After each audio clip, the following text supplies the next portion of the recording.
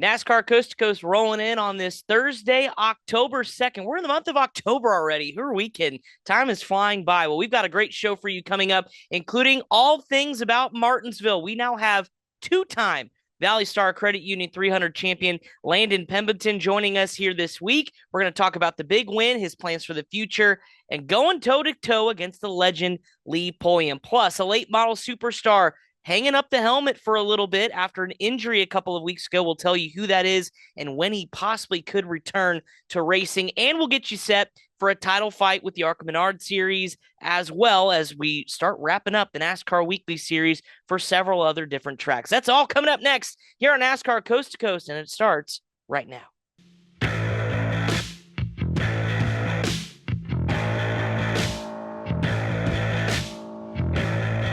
Welcome into NASCAR Coast to Coast here on the Motor Racing Network. Of course, breaking down all things NASCAR Regional and short track racing. Your host, yours truly, Chris Wilner. And we kick off this week's show, as I mentioned at the little tease at the top of the show, with not one, but now two-time Valley Star Credit Union 300 winner, Landon Pembelton. Landon, I know you just told me before we started this that you've been soaking in the win. How has the last few days been now that you are a two-time champ of the richest late model stock race in the country? Honestly, it's been great. We've been getting a lot of phone calls. Can't thank everyone enough for reaching out and telling us congratulations. That hits home for me and my family. My family's done this for a long time. Really thankful we have all these friends and friendships we've developed over the years in the late model stock community. And it's really paying off when these guys give you a call, especially some of the bigger names, And I've actually spoke to Lee a couple times over the past couple days, and just been kind of talking. It ain't nothing about racing, just developing good friendships is what the main thing is. What does it mean to you to join some elite company? You mentioned Lee Pulliam, of course, a multi-time winner. You've got Philip Morris, who has dominated, a couple of times now at the Valley Star Credit Union. Tony McGuire, Tony Lemons Jr., and Timothy Peters. That is a small group of multi-time winners over the history of this race. Oh yeah, for sure. That's a very elite company. I've grown up watching majority of those guys, if not all of them, especially Philip, Lee, Timothy Peters, those guys, Tommy Lemons. It's definitely a feather to have in your cap that you can't hang your hat on, that's for sure. And that's something that I'm very proud of, and hopefully we can keep on building this resume up and building our own legacy. Let's talk about the weekend. Let's go backtrack to Friday, practice and qualifying. Kind of, what did you think you had when you guys rolled off the trailer and you strapped in for the first time at Martinsville? Did you know you had a winning car then, or was it kind of building process over the course of Friday and Saturday? I would say it's a little bit of a building process, but I knew when we unloaded, we had a really solid car. We tuned on it a little bit and got it even better. And about halfway through that practice, I knew we had a really, really good piece to go contend with a win, if not, win the race. So you never want to say you're going to win the race, but I knew we had a pretty good shot at it. So very thankful that we unloaded good. That's always makes my job easier and the whole team's job easier. But we did have a little misfortune at the end of practice. Had a transmission go out and was able to get it changed really quick, and went out there and qualified seventh. So anytime you can qualify in the top 8, top 10 at Martinsville is always a good weekend. So that shows that you deserve to be there and that you can contend with the best. Qualifying is one thing, but I've heard from multiple drivers there is nothing like the nerves going into the all-important heat races on Saturday. Yep. Obviously, you qualified well, so you started well, but what were the nerves like knowing that it easily could be thrown away in this race?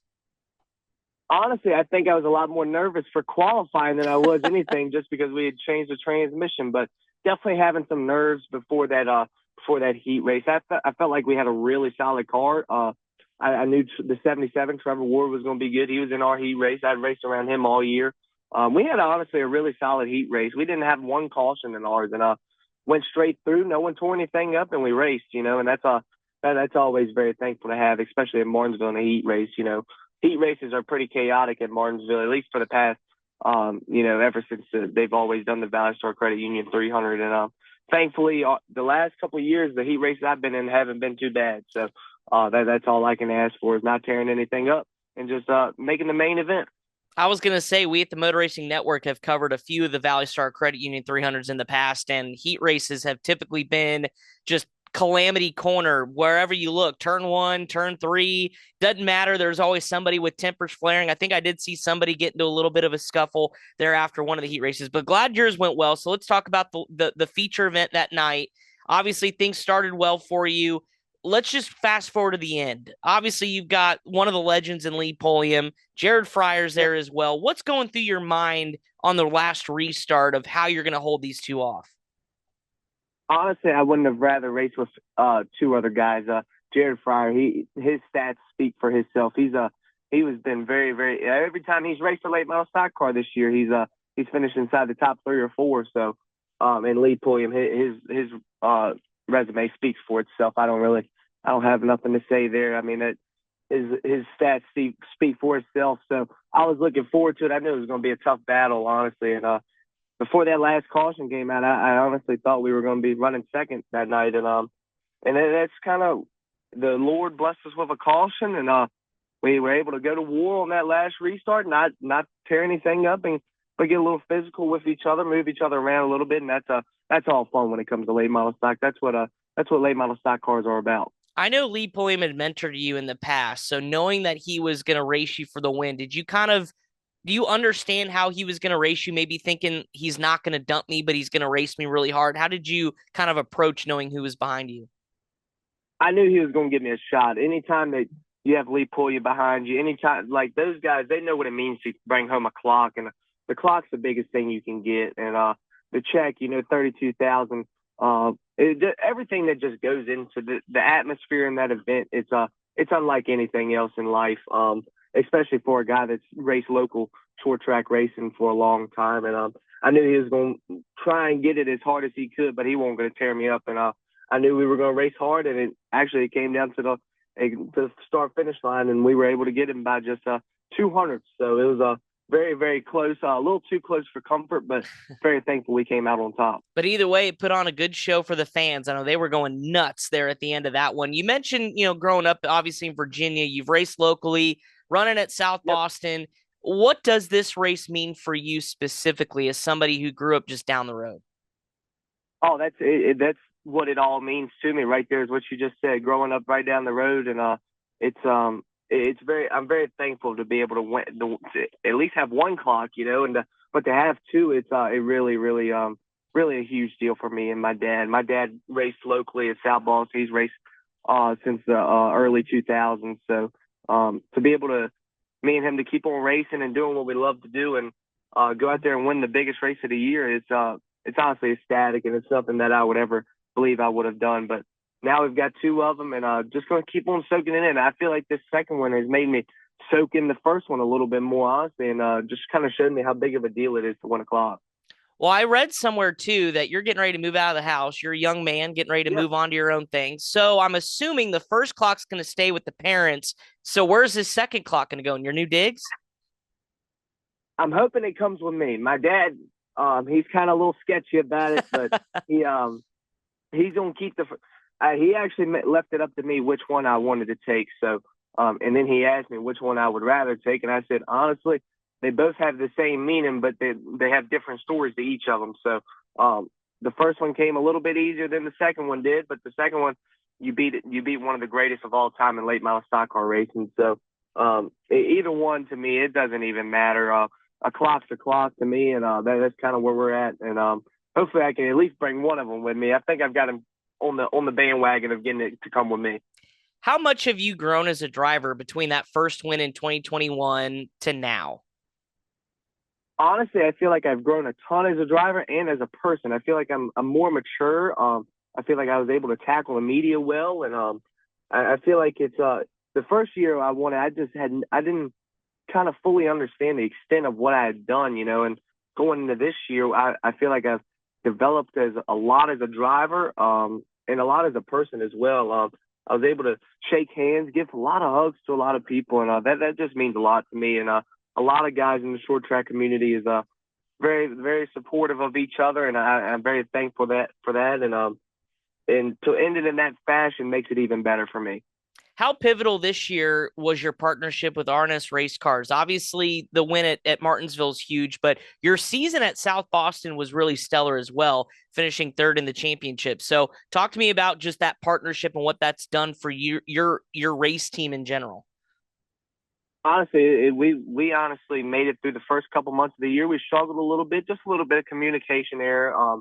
Nothing that big of a deal, nothing that was mechanically wrong. We were just little trying to get the communication on down pat. Me and Marcus Richmond. To be honest with you, I wouldn't have rather went to war with anyone else at Martinsville than Marcus. He's got a very stellar resume at Martinsville in the trucks, and along with the late model stocks, he won three clocks before this past weekend, and he's won four now in the late model stock and a handful in the truck. So it's been a great year, and I'm looking forward to going into next year with him. And we're going to do a lot of racing, and I feel like we're going to try and go and contend for another South Boston Track Championship since they have a great program going for them down there so far. A lot of benefits to that, and hopefully we can come away with a championship next year. We were close this year, but things aligned and we were able to get a clock. So honestly, I would drop the track championship for a clock any day. It's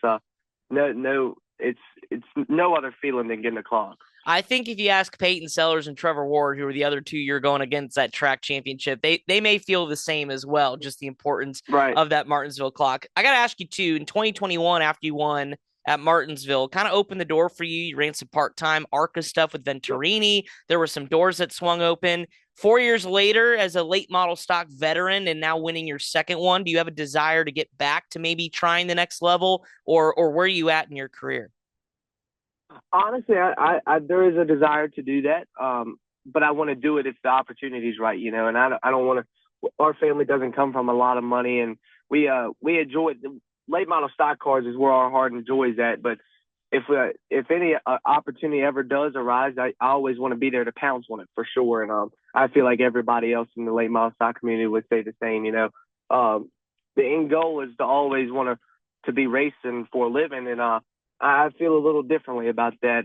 This is a very humbling sport. It's hard to be able to go do it for a living, especially if your funding isn't there like some other folks. And thankfully, I feel like this could lead to a little bit of opportunity, and hopefully the right opportunity arises, and we can go make something happen. That's all I can ask for, and I feel like the Lord will bless me as that comes. What's it like for you watching Brendan Butterbean Queen doing what he's doing in the ARCA stuff and now running Xfinity races? I mean, is it cool to see one of your late model stock brethren kind of make it here a little bit? Oh, for sure. There's a couple names I could speak on, like Corey Heim. He's raced a lot of late model stock in his day. Lane Riggs, he come from a total late model stock background, and Brendan did as well. So I've had rivalries with Lane Riggs, and very, very thankful to see all those guys carry the legacy on for late model stock car racing. It's not many of them in the upper series that come from that late model background, but to see those guys go on and carry a legacy for us is great. And hopefully one day I'll be able to do the same. And I feel like now if I got the opportunity to do something in the upper levels, I could put it a little bit more to use rather than when I did in 2021, just because I've developed more as a driver and a person. So hopefully some opportunities arise, and I'm really glad to see all those guys in the truck series, ARCA, Xfinity series doing great things. All right, before we let you go, what's next for you? I know you want to soak in this win and maybe celebrate his vacation next, or how many do we have races still to come? What's the rest of 2025 look like before we start planning ahead for 26? Honestly, we're kind of at an unknown right now. We're on this high, still trying to live on this high of Martinsville and soak it in a little bit more. I actually had planned on doing Tri-County this week for the Cars Tour, and we backed out and decided we were just going to soak this thing in and just kind of go over everything we got. And there's a couple more races left at the end of the year that we've got our eyes on. I'm not going to commit to something that I'm not sure what we're going to do, but I feel like I got a pretty good feeling we're going to do some other races, but by the time the end of the year closes out. I was going to say you got to take this momentum and just go win North Wilkesboro. That'd be another good one, huh? Right. That would be a good one too. It's a lot of big races, marquee events coming up towards the end of the year that that are, if you can win them, they line up in a good part of your resume and put some good feathers in your cap. Absolutely. This is that time of year. Well, Landon, congratulations on the big win at Martinsville, #2. Best of luck the rest of the season, and soak it in, man. Martinsville, that's a huge honor. Yeah, thank you guys, and thank you guys for having me on here.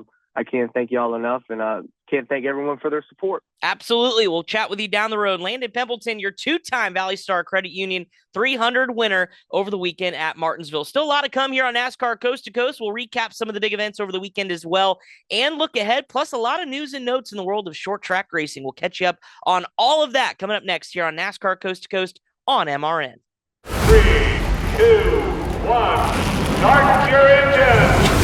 The NASCAR channel is streaming now, exclusively on Tubi.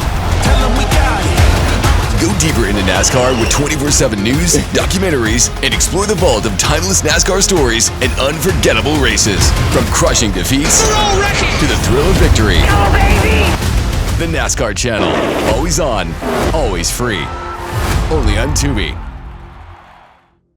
Welcome back to NASCAR Coast to Coast here on MRN. Great conversation with Landon Pembelton, man. It was such a cool race. That one that will go down in the history books as one of the most incredible finishes in that race's history. Of course, we had a couple others, not only maybe 1 or 2 years ago when Landon Huffman and Trevor Ward were duking it out, banging quarter panels, but certainly an honor for Landon to be crowned now a 2-time winner joining Elite Company. So really good stuff. Congratulations to him and his entire race team. Speaking of Landon winning that race, it was an eventful one as well. Tristan McKee in that Valley Star Credit Union 300 didn't make a lot of friends. I probably counted at least 3 or 4 drivers post-race that wanted to have a word with that young man.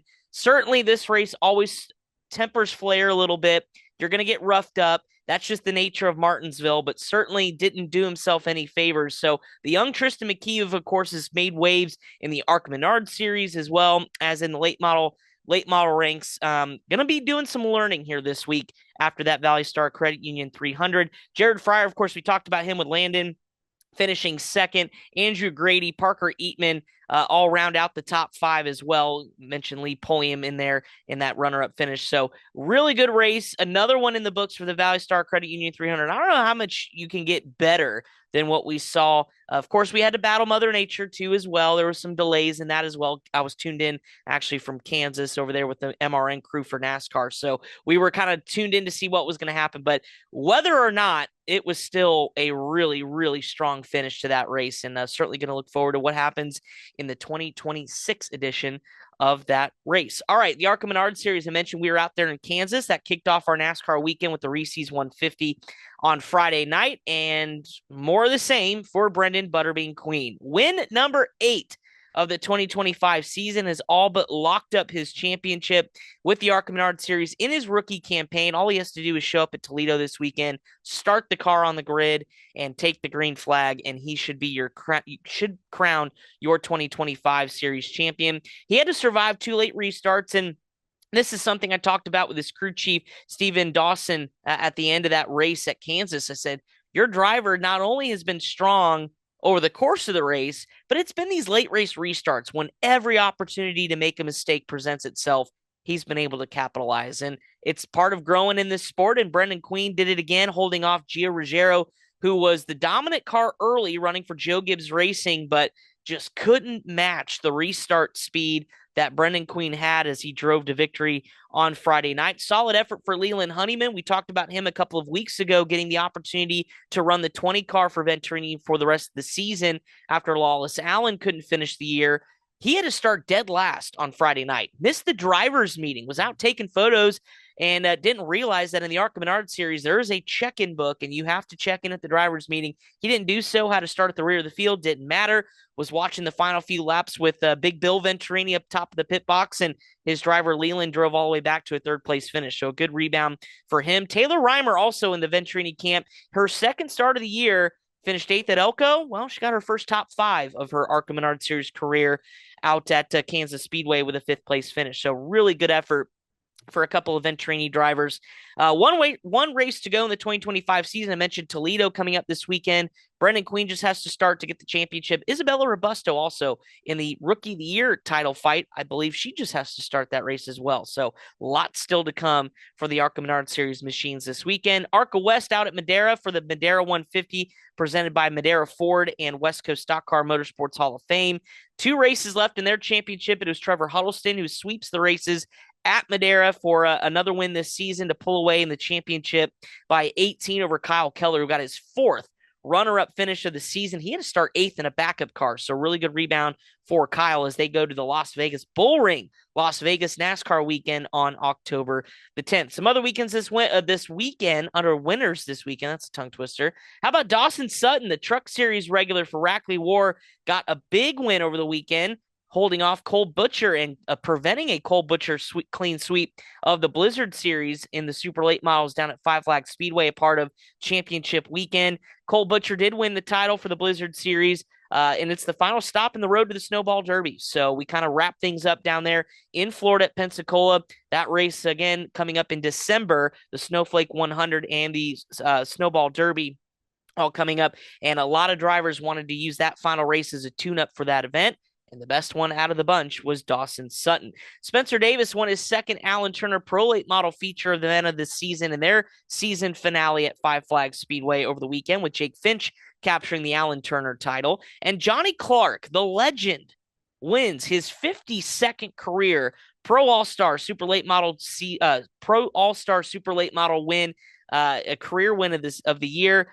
52 wins, now ties him with Ben Rowe for most all-time in past series history, as he got it done at White Mountain Speedway over the weekend. Some news and notes you may want to pay attention to. We'd like to talk about our regional racers getting the call to run in NASCAR's Top 3 Series. Well, that's going to happen this weekend just down the street from us here at MRN, at the Roval at Charlotte Motor Speedway. Austin Green, who of course won the Charlotte ARCA Menard Series race, he's back with Jordan Anderson in the Xfinity Series. Connor Mosak's going to run for Junior Motorsports this weekend in the number 9 machine that went to victory at Mexico City, remember, with Daniel Suarez. Thomas Annunziata, the ARCA Menard Series winner from Lime Rock in his first career start, he's back in the Xfinity Series for Cope Family Racing in the number 70. Also worth noting, Andrew Patterson, who's had a really strong end to his ARCA Menard Series season, finishing top 10s at Salem, as well as at Kansas, actually runner-up at Salem, and an 8th place finish at Kansas. He's going to make his Xfinity Series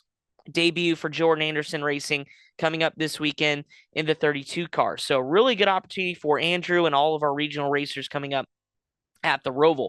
I mentioned the Snowball Derby and the Snowflake 100 that are just down the road in December to wrap up the 2025 season. Before that, some news came out this week that there is a tire change. Make note of this if you're planning on filing an entry for either of those races.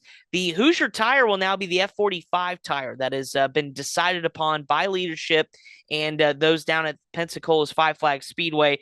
They've been running the ST tire the last few years, but after some testing done on Wednesday, September the 3rd, with that F45 tire, it was decided that that will be the move for the 2025 edition of that race. So the Snowball Derby for the super late models, and of course the pro late models in the Snowflake 100, all going to run the F45 Hoosier tire. So make note of that if you're planning on attending.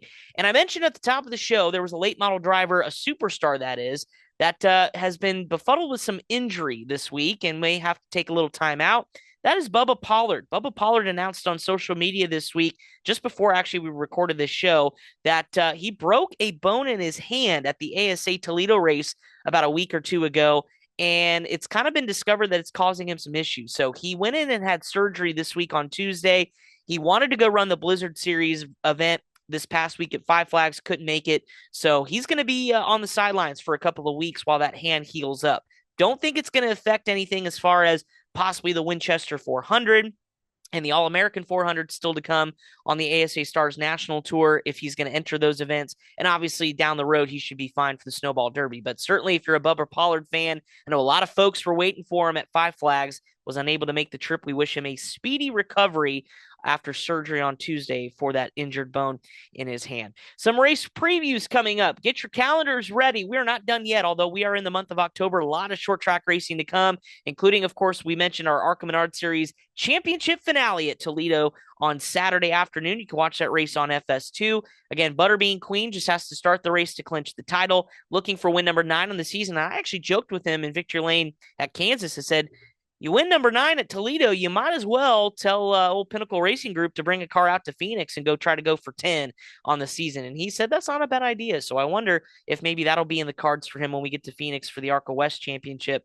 in later October into November. But Isabella Robusto on the Rookie of the Year side, she should clinch the Rookie of the Year award to start the race for Venturini Motorsports. But there's a lot of drivers going to be entered in this one, including a rookie, Justin Rothberg. You may not know his name. I do a little bit from sports car racing. He is a winner for Turner Motorsport in SRO GT America competition. It's going to make his first ever stock car and oval start at Toledo coming up for Nitro Motorsports / Venturini Motorsports.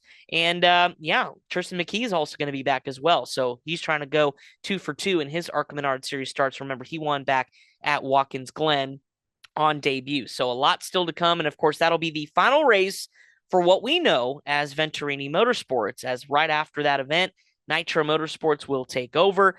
Billy Venturini will be a part of the team for all 2026 to get the transition underway, but we even saw some of the transition at Kansas with a lot of the Nitro crew wearing Nitro shirts on some of the Venturini cars, the Venturini cars being in Nitro transporters.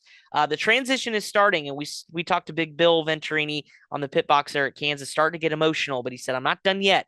I'll be back at the track more than you know, and certainly it'll be at Toledo this weekend. And who knows, we may see him at Phoenix, and he's already apparently has an invitation to join us with MRN in February at Daytona. So we'll see what happens there, but certainly going to be an emotional one for Venturini Motorsports. Also this weekend, the rescheduled Eddie Partridge 256 at Riverhead for the NASCAR Wheel and Modified Tour. Remember that race was rained out a couple of weeks ago. That's coming up Saturday night. You can watch that on Flow Racing.